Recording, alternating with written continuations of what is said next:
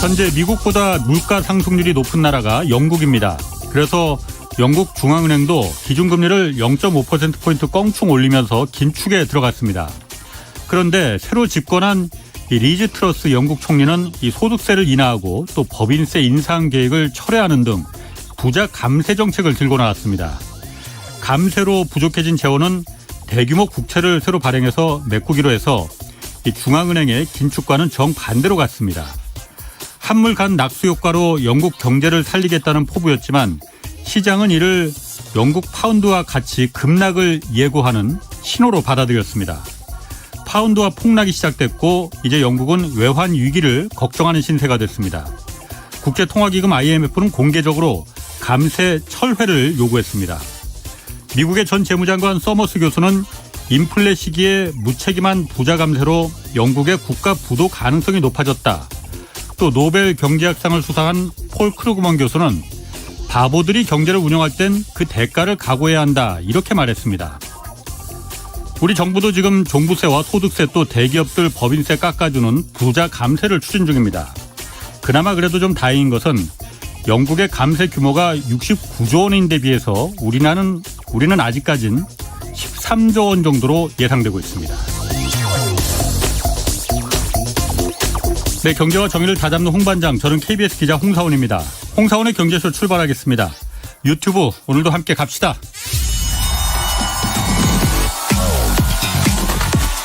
대한민국 경제 오디션 메가 경제스타 K.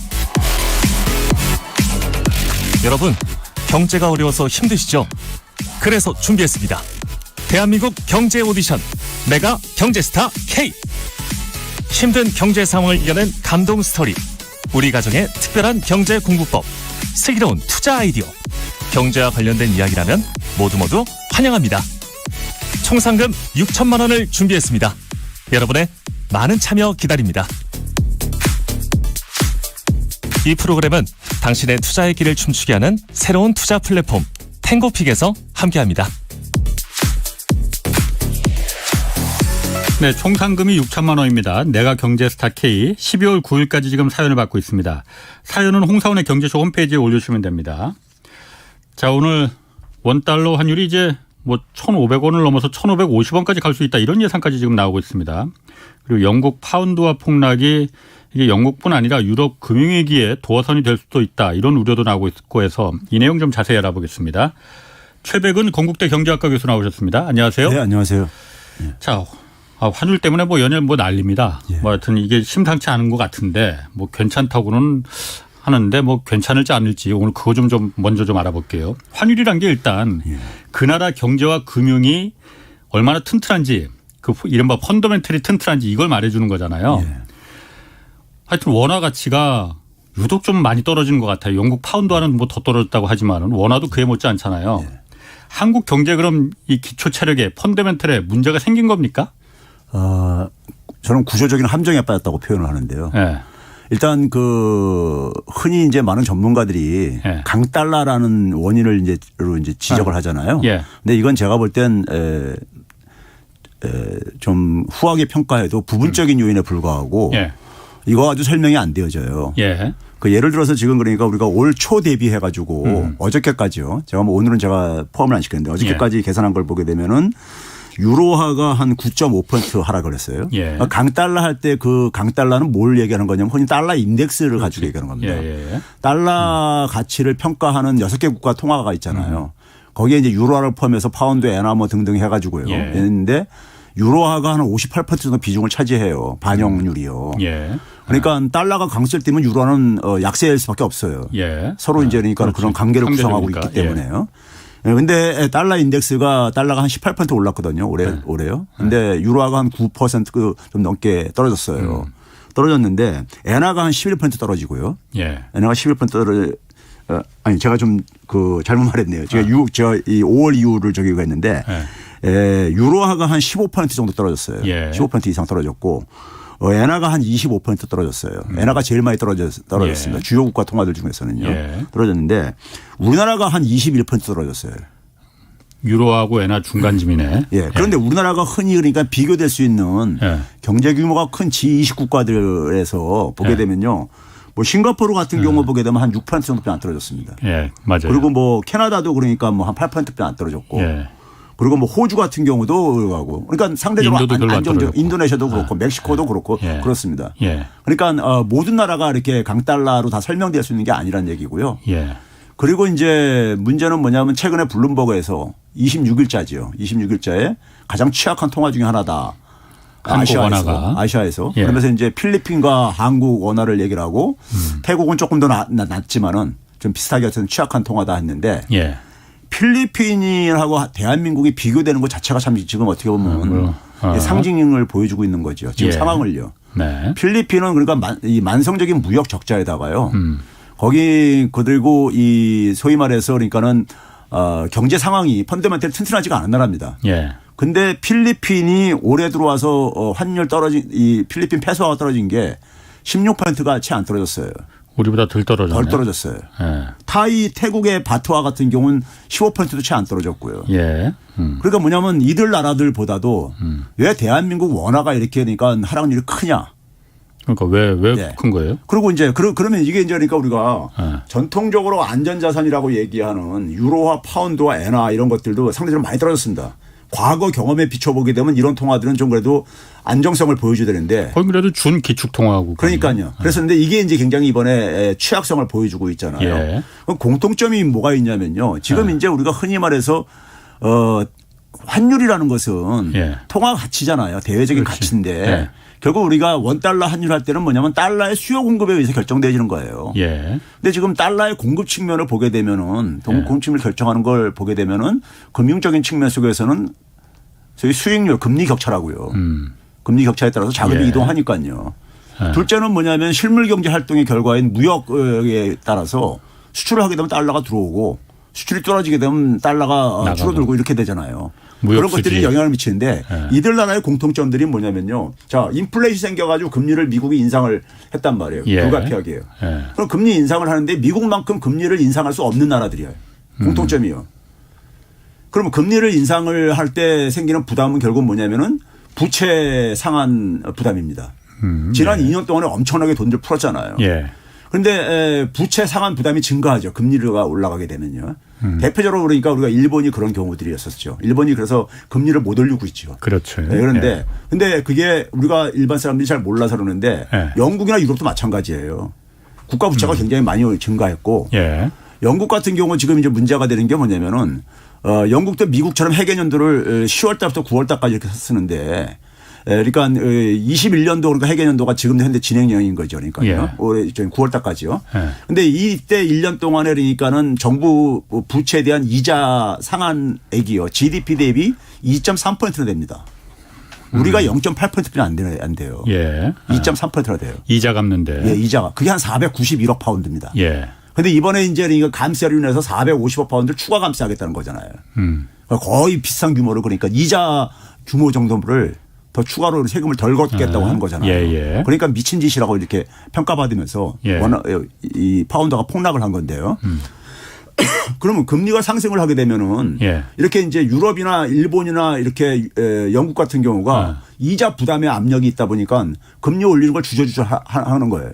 그러니까 국채를 워낙 많이 발행했으니까 그렇죠. 그 국가 절대액이 많다 보니까. 그거 금리 올리면은 예.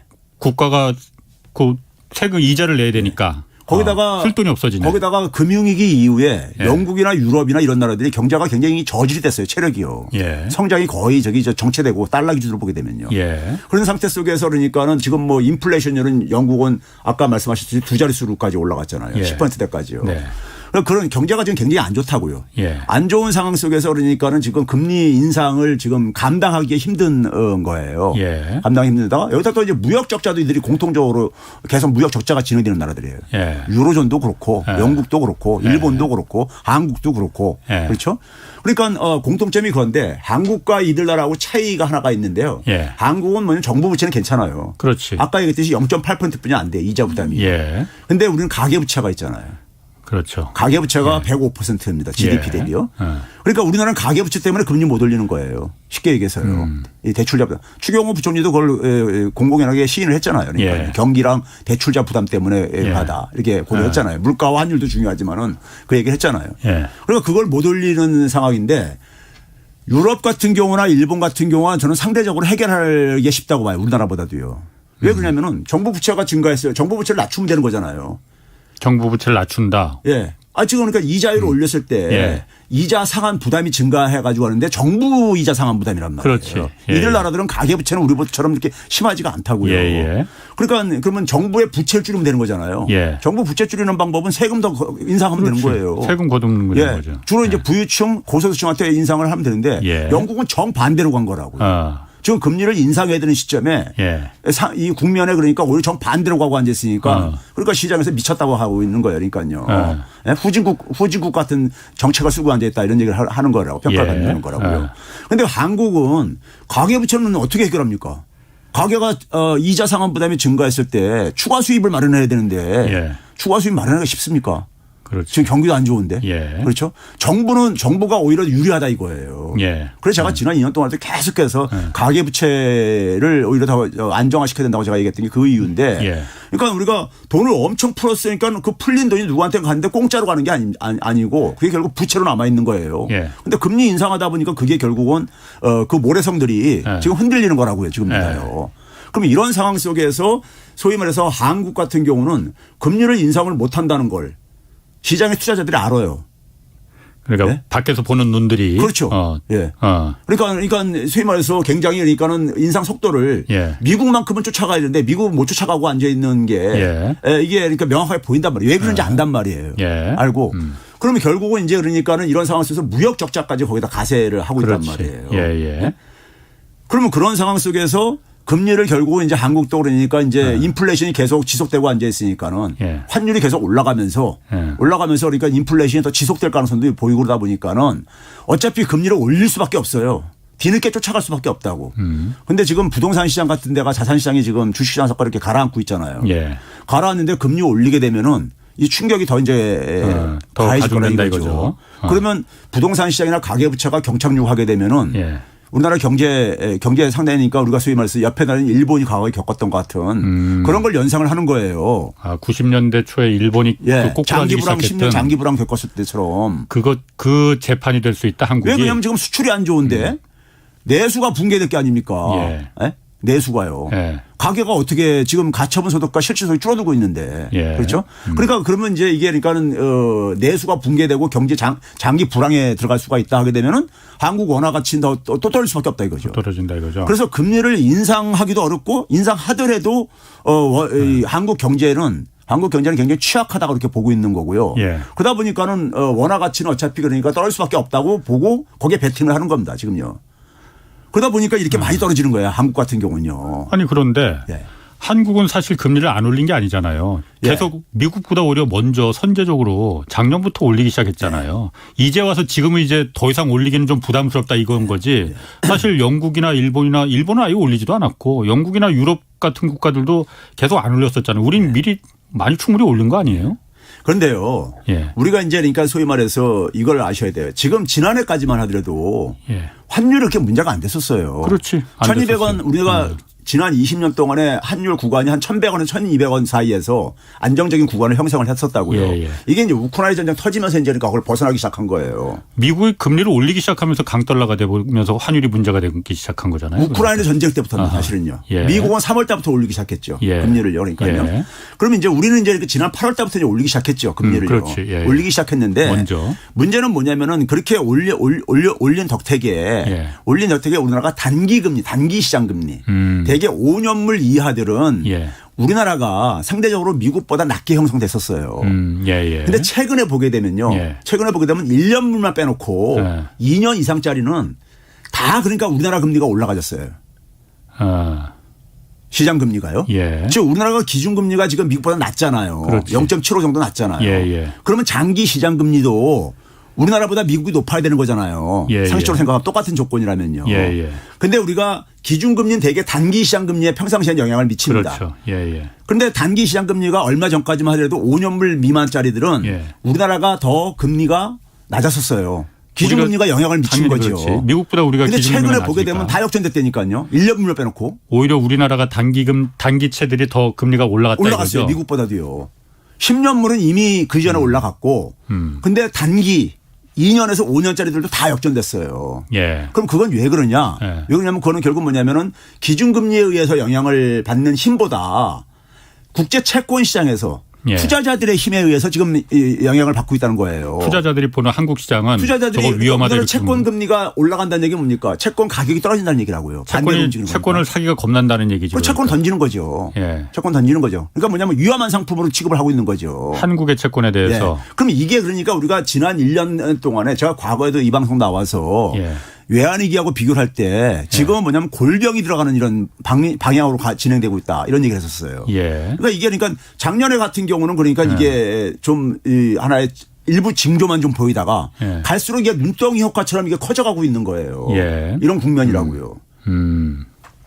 그래서 그런지 요즘 회사들이 회사채를 발행할 때 5% 이후 이자를 준다고 해도 이게 팔리지가 않는다는 거예요.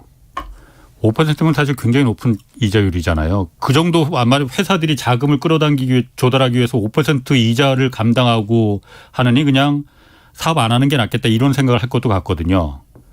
그러면 그런 부분이 한국에 대해서 국제 자본시장, 국제 금융시장에서 봤을 때는 기초에 뭔가 한국이 문제가 생겼구나라고 지금 보고 있다는 거예요. 그러면은 그래서 환율도 이 지경이 된 거예요. 그렇죠. 그러니까 이게 우리가 제가 이제 과거 외환위기나 금융위기 때보다 더 지금 나쁜 상황이라고 보는 이유가요. 예. 정부는 이거 괜찮다. 그때와 다르다 이런 얘기를 하는데 정반대로 이건 제가 볼 때 굉장히 일반 국민들 정서하고는 정반대 지금 얘기를 하고 있는 겁니다. 사실 일반 국민들은 뭐 불안하긴 하지만은 외환 보유고도 충분하고 4천억 달러도 일반 넘고. 국민들은요. 그런데 무슨 얘기를 하냐면은 예. 외환위기 때도 그랬다. 물론 그렇게 이렇게 아니 근데 실제로 안 믿어요. 예. 안 믿고 뭐냐면 일반 국민들조차도 예. 많은 사람들이 지금 달러 투자에 나서고 있어요. 예, 사재기 한다고도 아니 그게 있잖아요. 그거 가벼운 게 아닙니다. 외환 투자는 있잖아요. 예. 일반인이 할 수 없는 거예요. 사실은요. 평상시에는요. 예. 평상시에는 환율이 되게 안정이 돼가지고 올라갔다 내려갔다 이렇게 하기 때문에 그렇지. 이게 방향성을 확실히 잡기도 힘들고요. 예. 일반 사람들은 사고 파는 가격의 차이가 심하기 때문에 예. 수익 내기가 힘들어요. 아하. 주식 같은 경우 그래도 안정적인 수익을 어느 정도 기대할 수 있는데 예. 채권이나 같은 경우는 예. 그래서 안 하는 겁니다. 이게 원래 예. 외환 거래는 일반인들 할 수가 없는 것들이에요. 아. 그런데 이걸 또 들어간다는 얘기 뭡니까요? 방향성이 잡혔다는 얘기예요. 원화가치 계속 떨어질 거다. 그렇죠. 그 방향성을 믿고서 거기서 들어가는 거죠. 그러니까요. 예? 그러면 그렇게 됐다는 얘기는 뭐냐면은 정부 당국자가 아무리 얘기를 하더라도 시장에서는 그거를 그러니까 그 얘기를 신뢰하지 않고 있다는 얘기입니다. 예? 그러면 그 신뢰하지 않고 있다는 것의 하나의 근거가 뭐냐면은 자, 우리가 외환위기 때나 금융위기 때 보게 되면요. 그때마다 충격이 환율로 이제 나타나잖아요. 그렇지. 나타나는데 그게 1년이 안 갔어요. 예. 1년이 안 가고 단기적인 충격으로 예. 되게 나타났었고요.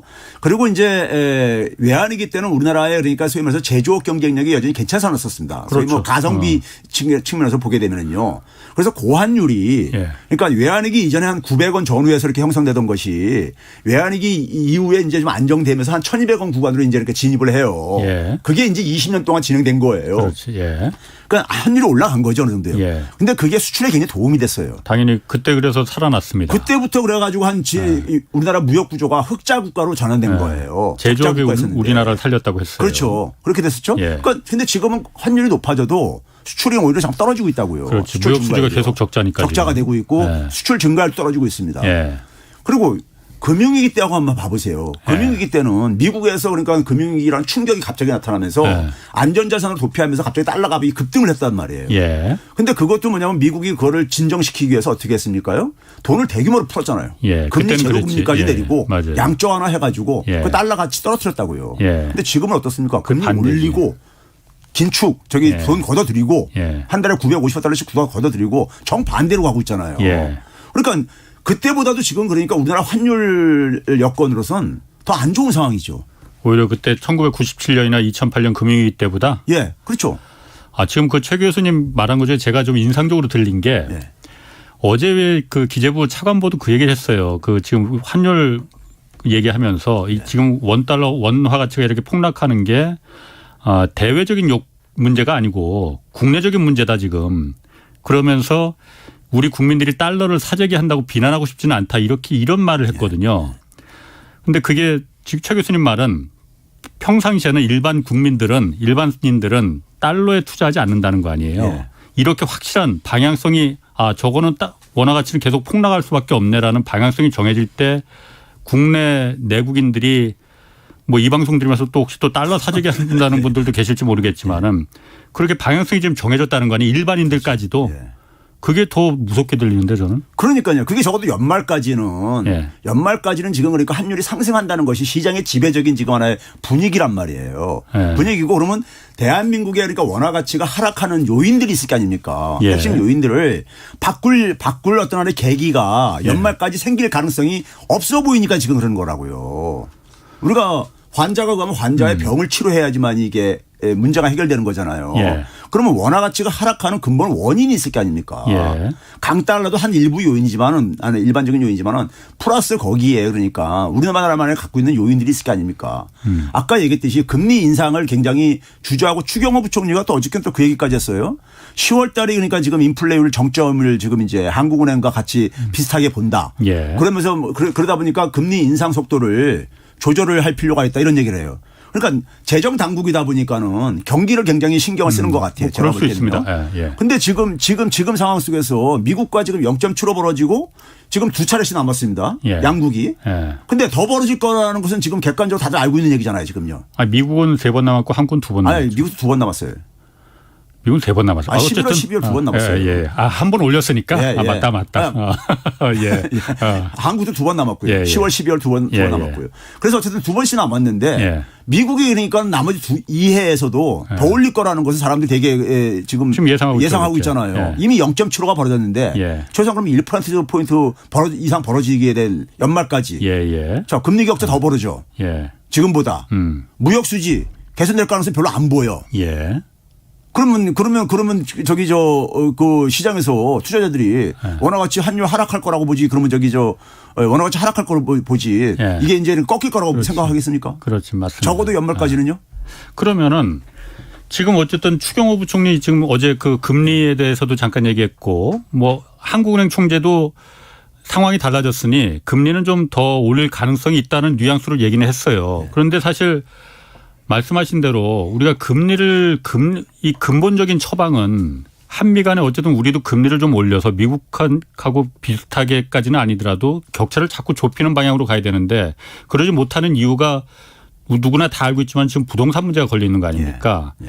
자, 그럼 모든 걸 다 살릴 수는 없을 것 같아요. 어느 하나는 포기를 해야 되는데 그럼 부동산을 포기하고 그쪽의 피는 좀 보더라도 나머지를 살리기 위해서 금리를 올리면은 무슨 문제가 생기는 겁니까? 미국하고 마찬가지로 껑충껑충 우리도 금리를 올리면은. 자, 지금 이제 한국은행에서도 이제 그러니까는 한국에서 금융안정 보고서를 계속 이제 주기적으로 내고 있잖아요. 예. 한국에서 얘기하는 게 지금 뭐냐면 부동산 가격이 한 20% 이상 하락하게 되면은 예. 소위 말해서 그러니까는 뭐 이 취약차주들의 이 순부채가 뭐 거의 뭐 많게는 한 반올림해서 한 2배까지도 증가한다. 뭐 이런 얘기들도 이제 나오고 앉아 있는 이런 상황이란 말이에요. 그러니까 굉장히 지금 부동산 시장이 위험해 보이는 거예요 지금요. 위험해 보이는데 여기서 지금 이제 금리 올리게 되면 부동산 시장은 굉장히 더 이제 결정타를 이제 가할 거라 이거죠. 그걸 만약 우리가 감내한다면은 포기한다면은 감내하는 게 문제가 아니라 자 부동산 시장 가게 되면은요. 부동산 시장이 부동산 시장만 관련된 게 아니라 금융 쪽도 관련돼 있고 그렇죠. 그리고 뭐냐면은 가게들이 그러니까 금리가 올라가면서 소위 말해서 그 상한 부담이 계속 증가하잖아요. 그러니까 가처분 소득이 줄어드는 거예요. 지갑을 닫게 된다 이거지. 지금 20% 이상 오르게 되면은 상당한 가구들이 그러니까는 집을 팔아도 그러니까 부채 상환하지 못한다. 이런 얘기들이 지금 하고 있는 거잖아요. 그러면 그런 상황 속에서 가게가 사실은 그러니까는 가게 기반이 붕괴되는 거라고요. 가게가 기반 붕괴되면 내수가 붕괴되는 거죠, 뭘. 무역 수지도 안 좋은데 내수까지도 안 좋아진다. 그러니까 우리가 90년대 일본을 떠올리게 될 수밖에 없는 거죠. 딱 그때네. 제가 그랬잖아요. 일본하고 차이는 뭐냐면 일본은 기업 부채가 그 당시에 주로 중심적인 역할을 했다면은 지금 우리는 가계 부채인데 가계 부채가 사실 더 취약하죠. 가계 부채하고 자영업자 부채. 더 취약한 부분들의 민간이 더 취약한 부분들이 더 부채를 이번에는 우리는 가지고 있다 이거예요. 그런 점에서 그러니까는 더 악성이라 이거죠. 사실 그러니까 정부도 이제 그걸 알고 있는 것 같아. 알고 있죠. 알고 있으니까는 이 금리 인상 속도를 잠깐만 이제 그러니까는 주저주저 하는 것인데 그게 잠깐만 시간 끌기죠 결국은요. 뒤로 미루는 건데 이창용 총재가 그랬잖아요. 이 그 물가 상승률이 한 5 내지 6%이 5%대가 상당 기간 갈 것 같다. 이런 얘기를 한단 말이에요. 예. 그러면 그때까지는 금리 올려야 될 게 아닙니까? 미국이 금리 인상을 중단해도 한국은 계속 갈 수밖에 없어요. 밀린 숙제를 해야 되는 거죠. 예. 지금 이런 게 있습니다. 물가 상승률에 대해서 전문가들이 놓치고 있는 것 중에 한 가지가 처음에 제가 인플레이션 얘기할 때 이 인플레이션은 과거의 인플레하고 다르다 이렇게 얘기를 하면서 제가 새로운 처음형 인플레이션을 했는데 소위 전쟁 때문에 생긴 거잖아요. 예. 유가가 끌어올렸잖아요. 예. 그러니까 이거는 뭐냐면 돈이 많이 풀려서 생긴 게 아니라 전쟁이 일어나서 이게 만들어졌던 거예요. 공급이 끊겨서. 예, 그렇죠. 예. 근데 이제 이게 시간이 지나면서 내수로 이게 불길이 번진 거예요. 인플레이션이요. 그러니까 지금 현재 상황이 어떠냐면요. 한국하고 미국은 유가가 에너지가 인플레이를 끌어올리는 데 있어서는 한 20% 정도 떨어졌어요. 비중이요. 미국은 특히 더 그런 것 같아요. 한국도 거의 비슷해요. 예. 8월달 저기 계산해 보면요. 이제 뭐 에너지 핑계 될 거는 아닌 것 같아요. 그러니까 석유도 그러니까 거의 우크라이나 전쟁 이전 수준으로 돌아갔잖아요. 예. 그렇죠. 그러니까 이게 그러면서 한 20% 정도 떨어지고요. 서비스가 한 40% 올라갔어요. 서비스는 내수업 쪽입니다. 예. 내수. 그러니까 내수로 불길이 번진 거예요. 예. 그렇죠. 이게 인플레 유가가 끌어올려다가 이제 이게 번진 거예요. 진짜 인플레로 가기 시작한 거군요. 예. 그러니까 이게 그러니까 초기에 잡았어야 되는 건데. 그래서 이제 그러니까는 흔히 많은 이제 경제 전문가들이 하는 얘기가 뭐냐면은 초기에 그러니까는 경기 침체 올 거 각오하더라도 예. 빨리 끝내는 게 낫다. 이런 얘기 하는 이유가 그런 측면 때문에 그러는 겁니다. 금리를 확 올려서. 예. 그리고 이제 소위 말해서 실업자가 단기적으로 급증을 하더라도. 예. 그러니까 미국의 레리 서머스 같은 사람은 한 실업률이 10% 이상 올라갈 걸 각오하고 그러면 1년 안에 잡을 수 있다. 예. 그렇게 하면 이런 얘기를 하고 그러거든요. 잘 계산해 보니까는. 예. 그러면 이게 서비스가 그렇게 올라가는데 유럽은요. 독일 같은 경우 보게 되면 정반대예요. 예. 거기는 뭐냐면 에너지가 여전히 뭐냐면 한 50% 차지하고 있어요. 인플레를 끌어올리는데. 예. 독일은 원래 국민들이 근검절약하는 것도 있지만 예. 서비스는 한 17%뿐이 안 돼요. 그럼 우리가 서비스로 번졌다는 얘기는 이거야말로 그러니까 마찬가지로 가게들의 소비를 그러니까는 억압할 수밖에 없어요. 인플레 잡으려면요. 그거 금리 인상이죠, 그거는요. 예. 그러니까 한국과 미국은 금리 인상이 필요한 지금 상황이에요. 인플레 잡으려면. 예. 근데 유럽은 아직까지도 금리보다는 이 전쟁이라든가 이 에너지 이게 더 큰 영향을 미치고 있는 상황이라고요. 네. 처방이 다를 수밖에 없죠. 예. 그러니까 한국은 미국처럼 그러니까 금리 인상으로 갈 수밖에 없어요. 물가 잡으려면요.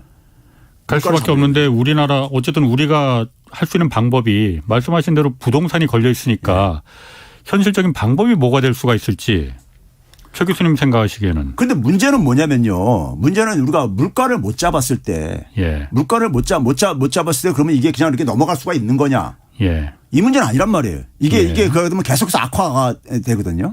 그러니까 이거는 이제 그러니까는 한국은행도 그러니까 방치할 수는 없다고요. 네. 가게가 못 살겠다고 앉았는데 임금은 안 올리고 못 살겠다고 아우성치고 그럴 텐데요. 예. 그렇죠? 그러면 이런 상황을 방치할 수 없으니까 금리를 올린다고요. 올리는데 미국이 중단하고 난 이후에도 상당 기간 우리는 쫓아갈 수밖에 없다 이거예요. 예. 를요. 그러면 어차피 그러니까 뭐냐면은 이 부동산이라든가 가계부채에 대한 충격을 좀 그러니까는 어떻게 보면은 뒤로 미룬 건데. 예. 미룬 건데 이 미뤘다고 해가지고 이 문제가 없어진 건 아니고. 없어지는 거 아니잖아요. 예. 그렇죠. 예. 근데 문제는 뭐냐면 그 와중 속에서 예. 다른 부작용도 생긴다 이거죠. 대표적으로 그러니까 환율이 상승한 게 그거예요. 예. 환율이 그러니까 물가도 끌어올리고 돈들도 빠져나가고 예? 지금 그러고 앉아 있는 거잖아요. 예. 예. 그러니까 그 환율이 이렇게까지 빠르게 오를지 한국은행도 몰랐던 거예요. 예. 한국은행의 전망치를 보게 되면은 다 그걸 벗어났거든요. 예. 그러니까 굉장히 전망치를 다 벗어나 가지고 환율이 빠르게 올라가고 앉아 있으니까는 예. 그것은 결국 뭐냐면은 소위 말해서 전문가들 전망이 굉장히 나이브했다는 것인 거고. 나이브했다는 것이고 원래 금융시장이라는 것은 한번 신뢰를 잃게 되면요 빠르게 악화돼 버립니다. 예. 순식간에 악화되죠. 악화되는 상황이기 때문에 지금 상황에서 그러니까는 왜 저는 이제 그러니까는 시장에서 볼 때는 한국은 완전히 외통수에 걸려 있다 이렇게 지금들 보고 있는 거예요. 외통수에. 예. 외통수에 걸려서 그러니까 금리 인상을 그러니까 하기도 뭐하고 예. 안 할 수도 없고 뭐 이런 상황이에요. 그러니까요. 사실은 유일한 그 해결 방법이라고 한다면은 무역 수지가 이렇게 그 우리가 마이너스로 돌아서지만 않았더라도 예. 이렇게 참 답답하진 않았을 텐데 하필이면 이때 무역 수지까지 이렇게 마이너스로 돌아선 거잖아요. 그러니까는 외통수에 걸렸다는 얘기가 나올 수밖에 없는 거잖아요. 그렇죠. 그럼 어쨌든 제가 답답하게 느끼는 게 일본처럼 될 수는 없는 거 아니에요. 그렇죠. 방법이 뭐가 있겠느냐 이거죠. 자, 그래서요 저는요 일단 실마리 푸는 거를요. 예. 뭐 부동산 시장 문제는 그러니까 과거에도 좀 얘기를 했으니까 그거하고 실마리 푸는 거를요. 예. 우리가 지금 뭐냐면은 무역 수지가 적자가 되는 게 두 가지 요인입니다. 크게요. 예. 하나는 뭐냐면 에너지 가격이 초창기에 많이 올라가가지고 석유 가격이 예. 올라서 그런 게 하나 있고 또 하나는 뭐냐면 중국 요인입니다. 예. 5월 달부터 중국으로부터 대중 무역이 적자로 바뀌었어요. 예. 신정부가 출범한 때부터 묘하게 바뀌었어요. 뭐 그거는 그냥 뭐 우연의 일치 아닌가요? 우연의 일치는 아닙니다. 아. 제가 그러니까 중국에서 한국 상품 수입하는 상품들을 예. 그걸 품목을 서베이를 해봤어요. 조사를 해봤어요. 예. 100대 품목 중에서 갑자기 그러니까는 한 40% 이상을 그러니까 줄여요. 예. 그러니까 소위 말해서 그러니까 중국 같은 경우 사회주의 체제니까는 예. 소위 그 한국에 대해서 한국에서 수입하는 상품들을 예. 꼭 한국에서 수입을 해야만 되는 상품도 있지만은 수입을 다른 데서 할 수도 있는 상품들도 많잖아요. 예. 그런 것들을 제가 볼 때는 충분히 대체했다는 충분히 합리적인 의혹이 있어요. 한 40% 이상이 이렇게 갑자기 팍 줄어들어요. 그러니까 그 부분은 사실 중국의 중간재 부품이나 이런 걸 한국에서 그동안은 계속 수입해 왔었는데 중국의 사실 이 수준이 많이 올라가다 보니까 이미 그 부분을 줄이기 시작하는 거 오래전부터고 5월부터 이렇게 대중국 적자가 시작된 게 반도체가 가격이 워낙 떨어지다 보니까 그 부분이 이제 5월 달부터 적용이 돼서 적자로 돌아선 거 아니냐. 전문가들이 그냥 얼렁뚱땅 얘기하는 건데요. 얼렁뚱땅이에요? 얼렁뚱땅 얘기하는 겁니다. 예. 중간재 그하는 거는 예. 그 진행된 지 오래된 거고요. 예. 갑자기 4월 달, 5월 달에 갑자기 왜 그렇게 그렇지. 얘기해요. 예. 반도체도요. 예. 반도체도 6월 달까지는요. 예. 수출 증가율이 전년 대비해 가지고 두 자릿수였었어요. 수출 증가율이 우리나라요. 예. 7월 달에 한 자릿수로 떨어지고 8월 달에 마이너스로 떨어진 것뿐이에요. 예. 7, 8월 뿐이 설명이 안 되어지는 거예요. 5, 6월 달은 어떻게 설명할 거예요. 그럼 어쨌든 한국에서 중국을 자꾸 멀리하다 보니까 미시적으로 품목들을 좀 살펴봐야 되는 거예요. 예. 구체적으로 어떤 품목이 그랬는지를. 그런데 그런 거 안 보고 대충 그냥 그러니까 막 중간재로 퉁치고 반도체로 퉁치고 이제 이런다고요. 그런데 그러면 이게 이제 저는 이게 지금 문제가 뭐냐면요. 미국의 인플레이어를 물가 목표치를 2024년까지도 잡기 힘들다고 지금 전망을 하고 있습니다. 미국 내에서요. 그러니까 2%로 내리기 힘들다. 예, 24년까지는 최소한 그 이후나 가능하다. 이게. 제가 봐도 이렇게 올라와 있는데 뭐 쉽지 않지. 예. 그러니까 그렇게 얘기를 하고 있거든요. 그럼 내년에 지금 경기 전망이 OECD가 최근에 나왔지만은 다 후퇴하고 있잖아요. 내년 경제 전망치가요. 그러니까 내년은 올해부터 더 나쁘다는 거 아닙니까? 쉽게 얘기해서. 당연히 그럴 겁니다. 나쁜데 지금 이제 우리 같은 경우 지금 내년에도 우리가 경제가 우리도 마찬가지로 하향 조정됐고요. 그렇죠? 우리는 지금 뭐냐면 부동산을 비롯해가 자산시장에 지금 이 부담도 굉장히 증가하고 있는 상황이고요. 그렇죠? 그럼 이 상황 속에서 내년이 지금 그러니까는 좋을 상황이 아닌데 수출을 할 데가 없으니까. 할 상황이 아닌데 문제는 저는 있잖아요. 반도체 산업이라고 봐요. 반도체 산업이 우리나라에 그 여러 가지 상징성을 갖고 있는 거잖아요. 그렇죠. 그게 주력 상품이니까. 반도체는 그러니까 새로운 그러니까 우리가 산업 재편에서도 중요한 역할을 하는 산업이지만은 우리의 말 그대로 주력 산업이죠. 수출의 20% 정도 차지하고 있는 여전히 그러니까요. 그런데 우리가 지금 뭐냐면은 제가 그 5월 달에 여기 홍사원 경제쇼 나와가지고 그때 저기 PD가 저기 뭡니까요? 저기 그 제목을 삼성전자 SKNX 잠 못 이루는 밤 이렇게 해가지고 올렸던데. 잘 뽑았던데. 그렇게 올렸던데. 그때 4개월 전에 제가 정확하게 그 얘기를 했었어요. 근데 삼성전자가 지금 상당히 지금 그러니까 이게 그 위기에 지금 시달리고 있습니다. 소위 치포 동맹 때문에요. 치포 동맹이요. 제가 그 당시에 얘기했던 게 뭐냐면은 한미 정상회담을 인해 가지고 한국의 경제가 미국의 안보의 종속 개념이 돼버렸다. 그렇게 평가를 했었었고 그 결과가 그러니까 치포 동맹으로 이제 그러니까 그 이후에 숙제로 나타나고 있는 것인데 자, 치포 동맹을 내용은 간단한 겁니다. 바이든이 8월 16일 날 그러니까 서명을 해서 통과시킨 법이 있어요. 반도체 칩과 과학법이라고 해가지고요. 거기에 보게 되면은 미국에서 그러니까는 공장 지어가지고 보조금 받으면 삼성전자가 그러니까 텍사스주에 11개 공장 지어가지고 돈 이제 엄청 투자해가지고 한댔는데 보조금 지원해준다고 했다는 거 아니에요. 근데 뭐냐면은 보조금 지원 받으려면은 최소한 10년간은 중국에 투자하지 말아라. 이게 조건이 들어가 있는 거 아니에요. 했는데 그러다 보니까는 삼성전자가 반도체를 예. 중국의 매출액이 45% 안팎됩니다. 예. 네? 전체 매출액이에요. 그래서 최근에 이제 그러니까 보게 되면은 삼성전자의 반도체 부분의 사장이 경계현 사장입니다. 경계현 씨라고 있어요. 예. 경계현 씨가 9월 7일 날 예. 평택 캠퍼스에서 예. 거긴 캠퍼스라고 부르는데 공장을 예. 평택 캠퍼스에서 기자회견한 내용을 좀 주목할 필요가 있어요. 뭐라고 했어요? 월급쟁이 사장이 예. 웬만하면 그런 대외적인 특히 정치적인 이런 관련 발언 안 합니다. 안 하죠. 월급쟁이 예. 사장들이요. 예. 저는 그게 삼성전자의 집약된 목소리라고 하는데 예. 세 가지를 얘기했습니다. 예. 하나는 뭐냐면 중국 시장 절대 포기 못한다. 불가능하다. 포기하는 거. 그렇게 얘기를 삼성전자는. 했어요? 내가 그 얘기 했어요. 찾아보세요. 나오니까. 기자회견 했으니까 공개적으로. 예? 근데 그걸 주목들을 안 하시더라고. 그걸 중국 시장 포기하는 건 불가능하다. 예. 둘째, 삼성이 그러니까는 지금 그 시안을 비롯해서 중국에 많은 공장을 갖고 있잖아요. 있죠. 예. 거기에 그러니까 시설 투자를 하기 위해서 이 장비라든가 이런 것들을 반출을 하고 그래야 되는데. 그렇지. 그렇죠? 예. 이거 그러니까 안 할 수가 없다.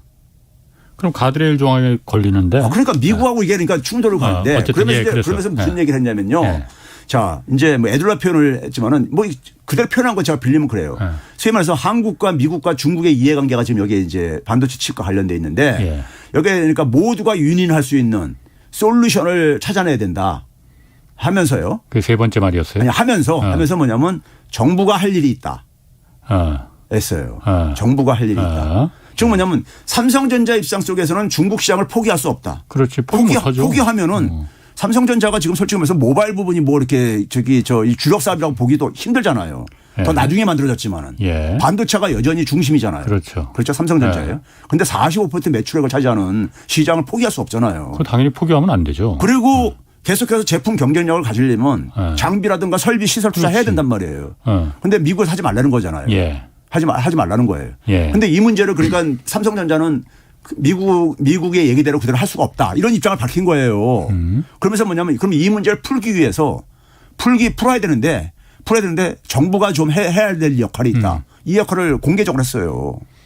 미국하고 갈등이 될 수 있는 문제를 노골적으로 표명하면서 미국이 요구하는 것에 정면 가면서 그래서 지금 치포 동맹이 지금 구체적으로 지금 그러니까는 진행되고 있잖아요. 진행되고 있는데 이 문제가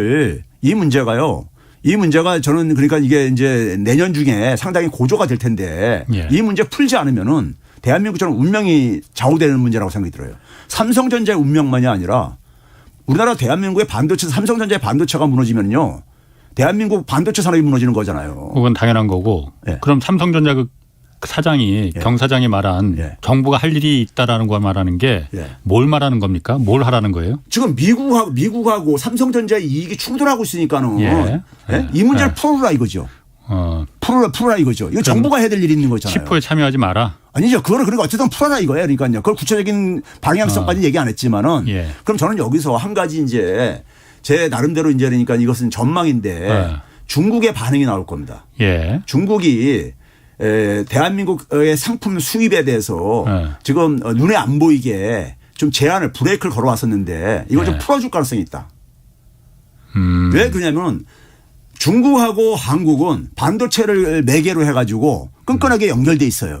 연결됐는데 중국도 굉장히 그러니까는 이 필요로 하는 지금 상황이란 말이에요. 그래서 한국을 굳이 그러니까는 이렇게 배제시킬 필요가 없죠.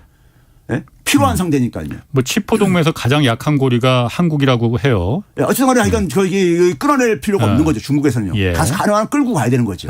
거기다 삼성전자가 저런 얘기를 했어요. 공개적으로요. 대표가 공개적으로 저런 얘기 했다고요. 그러면 이 속에서 그러니까는 중국 입장 속에서 이걸 좀 풀어가고 싶을 게 아닙니까? 미국은 지금 그러니까 대중국 봉쇄로 해가지고 배제해가지고 이게 소위 말해서 반도체 생태계를 지금 만들겠다고 하고 앉아 있는 것인데 공급망을 구축하겠다는데 중국은 어쨌든 간에 이걸 뚫고 나가야 되는 거 아닙니까요?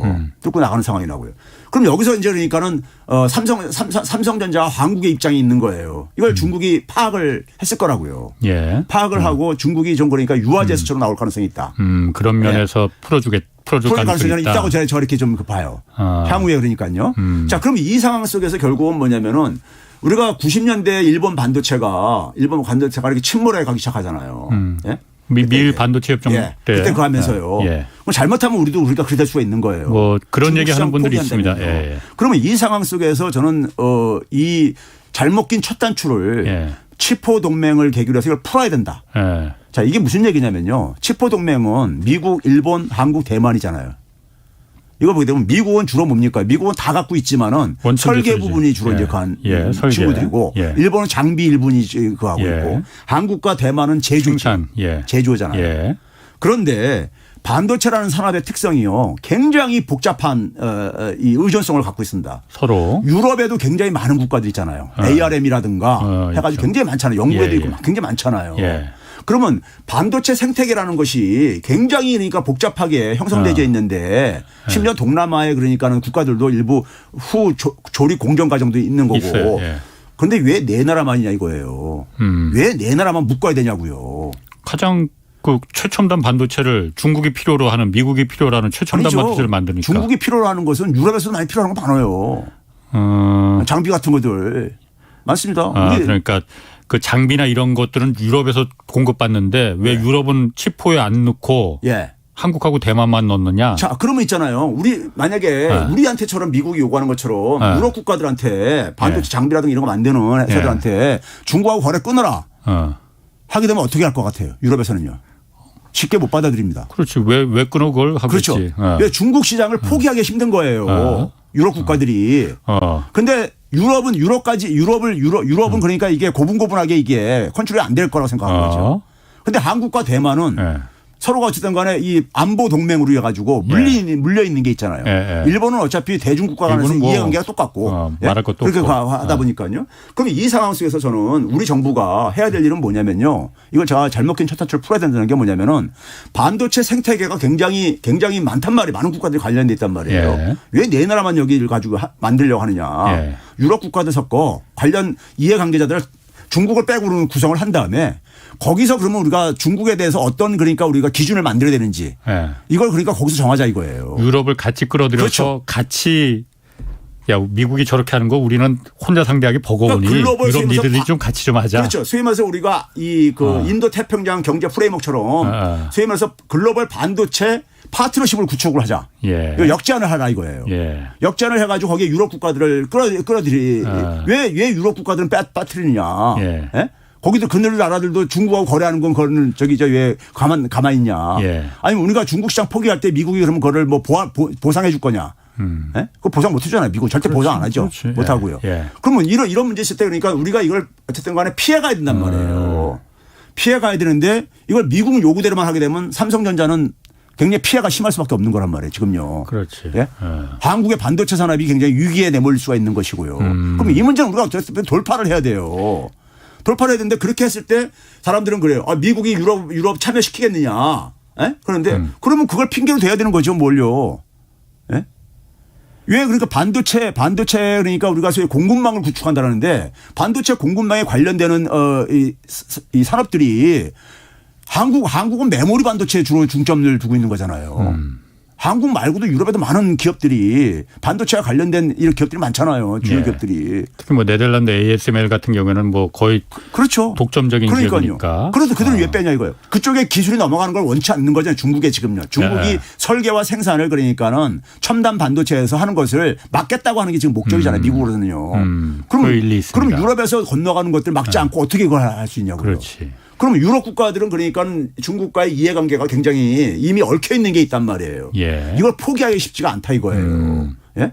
그러면은 그 여러 나라들이 다자 협의체를 만들어 가지고 거기서 기준을 만들게 되면은 만들게 되면은 서로가 그러니까는 이 미국이 요구하는 게 좀 완화가 될 게 아니냐 이거예요. 그러니까 최 교수님 말하는 그 방법은 지금 방법이 딱 한 가지네. 그러면은 치포를 우리가 가입 동맹을 참여를 안 할 수는 없는 상태고 현실적으로 하더라도 왜 우리만 하냐. 유럽도 지금 중요한 한 축이니까 유럽도 우리 같이 하자. 칩5로 하자. EU로 해서 유럽이 여러 나라들 다 뭐 있으니까 독일도 있고 네덜란드도 있고 그러니까 영국도 있고 그러니까 거기도 한 축으로 해서 EU 전체로 해서 칩5로 하자. 그걸 요구를 해야 된다 이거지. 역전하자 이거죠. 안 그러면은 안 그러면 우리도 안 할래. 그거 그럴듯하네요. 그게 결국은 뭐냐면 한미 정상회담에서 잘못 낀 첫 단추를 푸는 하나의 계기로 삼아야 되는 거예요. 이거 우리 대한민국의 운명과도 관련되어 있는 거기 때문에. 그걸 풀어야지만이 중국과의 관계도 그러니까 다시 그러니까 예? 소위 말해 지금 2024년을 저는 굉장히 주목하는데요. 2024년이 미국의 대통령 선거가 있는 해입니다. 예. 그런데 내년은 굉장히 경제가 침체로 빠진다고 하고 있어요. 예. 모든 기구들 전망을요. 예. 그럼 2024년 되게 되면 미국 같은 경우는 연초부터 예. 양당에서 그러니까 대통령 후보 뽑느라고 완전 정치 축제로 한 해가 가잖아요. 예. 가는데 우리나라는 총선이 있는 해고요. 그러니까 2024년이요. 지금 최근에 미국의 행보를 봐보세요. 미국이 뭐냐면 미국에서 내부에서 대만을 유엔에 참여시켜야 된다. 그다음에 대만을 독립국가로 인정을 시켜야 된다. 이런 얘기 나오잖아요. 중국을 그냥 자극하는 이런 얘기를 하죠. 예. 중국을 지금 최대한 압박을 하자는 거예요. 예. 원래 바이든이 출범할 때 했습니다. 중국을 그러니까 주저앉히는 시간은 3년에서 5년뿐이 없다. 남은 시간이. 그러니까 최대한 압박을 해가지고 중국을 궁지로 몰아놓고 예. 그러니까 중국이 그러니까는 도발적인 어쨌든 간에 이런 반응이 나오기를 유도를 하는 건지 뭐하는지 모르겠지만은 그런 상황 속에서 지금 이런 얘기도 나오잖아요. 중국이 대만을 침공할 때 한국은 그러니까 자동 개입을 해야 되는 거냐 말하는 이런 얘기까지 나오고 앉아 있는 거잖아요. 뭐 주한미군 뭐 투입한다는 얘기도 예. 있고. 그러니까 이게 굉장히 위기라고요 지금요. 우리나라는 반도체 산업이라는 위기뿐만 아니라 안보에서도 위기고 그런데 만약에 여기서 이 반도체 문제를 만약에 우리가 주도해서 풀어가면은 예. 미중 간의 갈등도 굉장히 완화가 될 수가 있다고요. 예? 그런 점에서 그러니까는 2024년은 굉장히 위기가 다가오고 쓰나미라 엄청난 위기가 다가오고 있는데 이거를 그러니까 우리가 전환시켜야 되는 기회로 전환시켜야 되는 잘못 낀 첫 단추를 그러니까 좀 정상화시켜야 되는 계기로 삼아야 된다. 오늘 경제쇼에서 그러니까 한 가지 제일 중요한 얘기가 제가 들었을 때 아 진짜 고개가 끄덕끄덕해지는 게 치포에서 유럽을 참여를 시켜야 된다. 그걸 우리가 주장을 해야 된다. 왜 유럽을 빼냐라고 했는 건데 미국은 당연히 미국도 유럽이 중요한 한 축이라는 걸 알고 있을 텐데 굳이 뺀 거는 유럽을 참여시키면은 유럽은 고분고분하지 않아요. 버거우니까 버거우니까 유럽은 우리가 중국을 왜 그럼 중국도 참여시켜야지 유럽은 그렇게 나올 수도 있을 거예요. 시장이 거기니까. 예. 그럼 그렇기 때문에 중국을 이제 유럽을 참여를 안 시키는 것 같은데. 예. 우리가 IPEF를 봐보세요. 인도 태평양 경제 프레임워크를 보게 되면은 예. 인도하고 아세안 국가들이 참여하고 있습니다. 그렇죠. 예? 그래 그런 데는 우리가 참여해도 돼요. 왜 그러냐면은 목소리가 인도는 그냥 일방적으로 미국 편 이렇게 이거 안 들잖아요. 그렇지. 아세안도 마찬가지고요. 예. 그런 속에 들어가면 우리의 운신의 폭이 넓어져요. 근데 그걸 빼놓고 한미일만 하게 되면은 예. 우리는 운신의 폭이 없잖아요. 그러니까 우리는 운신의 폭을 만들기 위해서는 다자협의체에 가능한 한 이걸 만들어서 예. 그 속에서 우리의 국익을 가능한 한 좀 챙겨야 되는 거예요. 그거 한 가지 방법이네 정말. 예. 유럽을 참여시킨다. 끌어들인다. 예. 왜 빼냐 이거예요 유럽을요. 예? 중요한 하나의 저건데 아주 축인데. 중요한 얘기입니다. 오늘 원래 환율 얘기하려고 그랬었는데 더 중요한 얘기가 나왔네. 이게 풀어져야지만 환율도 안정되죠. 그게 해법 중에 하나다. 예, 반도체가 살아야지만이. 그렇지. 무역 수지가 개선되는 것밖에 지금 근본적인 방법이 거니까요. 없죠. 예.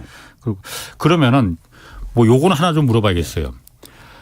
유럽에서 영국 금융위기, 예. 유럽 금융위기, 아시아, 한국 금융위기, 외환위기죠. 그러니까 쉽게 말해서 가능성이 있습니까 없습니까?